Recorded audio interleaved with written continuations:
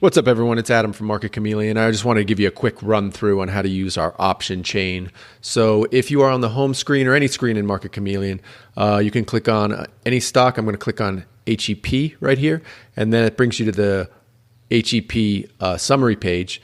You just scroll down to option chain here on the left-hand side, click on that, and that brings up the option chain. Now, here you can select any expiration date, and you see the date on the right-hand side changes.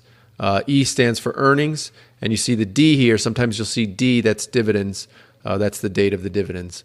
You can then go and select right here from the delta, open interest, implied volatility change, or any of the Greeks right here, and that'll give you different data.